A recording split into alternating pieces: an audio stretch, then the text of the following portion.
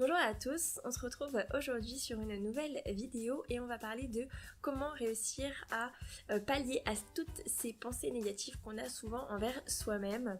Je pense que ça vous parle puisqu'on a tous ces pensées-là qui disent j'y arriverai pas, je suis nulle, pourquoi j'ai fait ci, pourquoi j'ai fait ça, cette situation me perturbe trop, j'y arriverai jamais. Ou alors c'est des peurs genre mais non tu pourras jamais faire ça, tu pourras pas. Ou c'est vraiment des croyances limitantes qui sont inutiles et qui viennent quand même nous pourrir la vie. Toutes ces petites choses là, c'est ce qu'on appelle l'ego.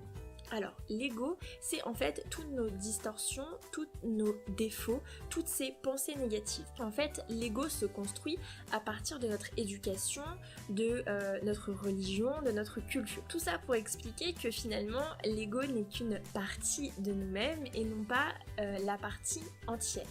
Ça veut dire qu'on a cette capacité-là de mettre l'ego de côté. Pour cela, il y a un exercice qui est très simple, notamment le fait de se regarder devant un miroir, de dire que la personne que l'on peut toucher, eh bien, c'est bien nous, c'est bien notre âme, et la personne qui est en face, qui est dans le miroir, eh bien, c'est notre ego. L'ego n'est pas, on ne peut pas le toucher comme on peut toucher notre corps physique, c'est donc qu'une seule partie de nous, et le but c'est en fait de l'extérioriser, de la mettre en dehors de nous pour prendre conscience que du coup ce n'est qu'une pensée et que ça n'existe pas réellement à l'intérieur de nous. Donc une fois qu'on est face à son miroir, eh bien on laisse tout simplement l'ego parler, dire ce qu'il a à dire sur telle ou telle situation. Tu n'y arriveras pas, tu es nul, tu ne trouveras jamais ce que tu veux. Toutes ces petites choses, toutes ces pensées pourries qui nous perturbent.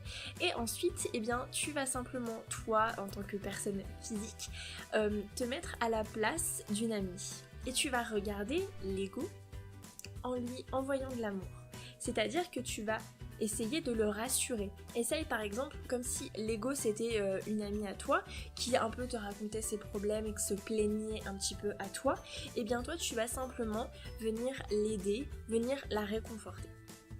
Donc en fait finalement l'ego ne doit pas être supprimé comme on le pense, mais doit simplement devenir ton allié. En fait l'ego c'est une partie de toi. Quand il est négatif, il va t'empêcher de faire les choses. Et quand il est positif, il va justement te pousser à les faire. Donc en fait, il faut simplement rassurer l'ego, lui prouver qu'on peut le faire petit à petit, s'enlever du coup toutes ces croyances qui sont du coup liées à la société, et notamment le fait de pouvoir faire quelque chose dans un temps imparti. Par exemple pour le sport, oui, il faut courir pendant 1 heure. Ça c'est la société de la norme, donc l'ego croit ça. Sauf que du coup, nous on n'est pas capable de le faire, donc du coup l'ego va dire tu es pas capable, alors qu'en fait c'est simplement la norme de la société qui est comme ça. Donc il faut simplement s'en détacher et prendre le temps de faire les choses à votre rythme et de faire les choses pour vous. Voilà, j'espère avoir pu vous aider dans cette vidéo assez courte sur l'ego. Alors encore une fois, je ne suis pas spécialiste, je ne prétends pas détenir la vérité ou quoi que ce soit d'autre. Il existe plein de lectures, plein de vidéos sur l'ego. C'est fini pour cette vidéo, je vous remercie d'avoir écouté jusqu'au bout et puis on se retrouve demain pour une prochaine vidéo et en attendant, prenez soin de vous.